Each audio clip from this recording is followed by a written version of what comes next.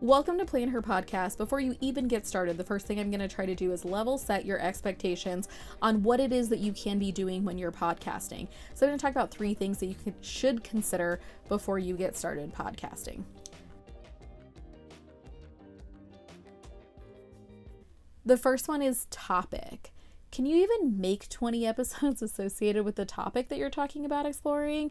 This is like the number one question that I ask someone when they're coming to me with a new podcast idea. A lot of times people will have a rant about a topic, or they think that they can make a lot of content around it, and then they peter out over time because they either lose their passion or they really had a rant and not a topic. So if you can write down 20 different episodes that you think you could cover, you may have a great podcast topic at hand.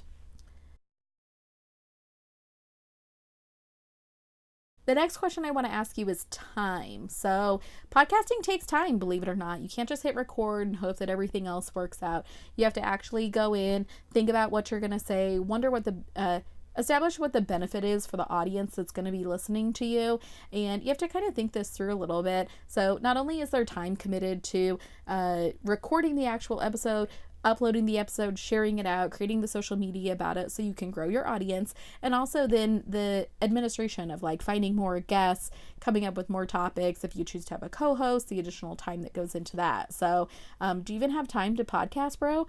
I ask you that because there's a lot of people that will start a podcast and think that it's going to be really easy, and then they get a few episodes in and they realize that it's a lot more work than what they anticipated.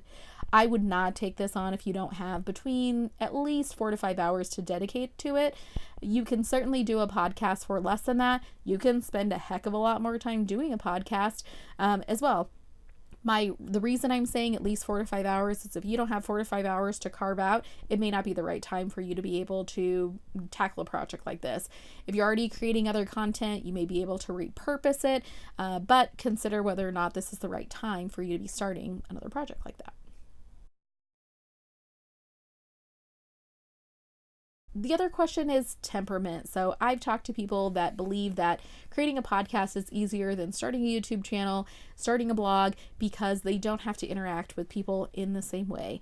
And I would completely disagree with you. Interacting with people anytime you're putting content out means that you are opening your life up, opening up your opinions to other people, whether you're teaching, whether you are helping people with their businesses, even if you're just creating a humor or a hobby podcast, you're still opening up your opinions to other people. If you are not in a place where you want to be kind, if you are not in a place where you want to interact with other people, then content creation is just not for you as well. So if you know you aren't everybody's cup of tea, that's perfectly fine. Everyone has people, but you do have to be ready if you're going to be creating content, whether it's a podcast, YouTube channel, blog, whatever it is. If you're going to be sharing pieces of your life, you're going to expect for people to want to interact with it.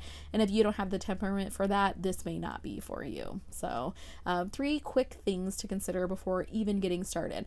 I'm not here to talk you out of a podcast. I want you to have a podcast. I want you to buy the resources that I make associated with starting a podcast, in fact. But I do want you to be realistic before you get started into a project. And I really want people to consider these things because I don't want you to feel disappointed or feel like a failure when it comes time for you managing your own expectations.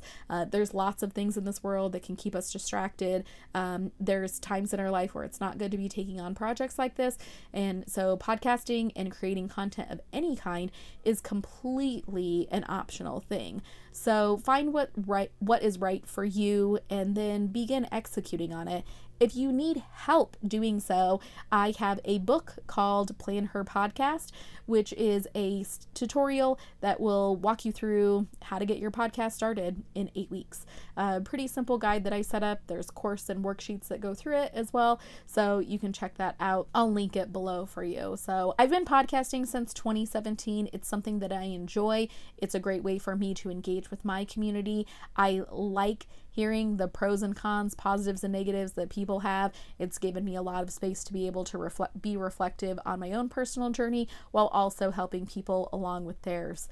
I personally commit a lot of time to my podcast each week, anywhere from 5 to 8 hours I commit to my personal podcast. Obviously now I own a podcasting business full time, so I commit a lot more hours to other people's podcasts in the same way. So if you'd like to join me on the podcasting side, I would love to see you there, but consider those 3 things: time, topic, and temperament when you are contemplating getting started. If you want to hear me get more in depth on these 3 topics, you can listen to my podcast, Plan Her Podcast, on iTunes. I obviously will link that below. That way you can check it out, where I dive way deeper into these 3 topics and give you a lot more food for thought. Until next time, remember, your life and experiences are powerful. Let your voice be heard. Bye.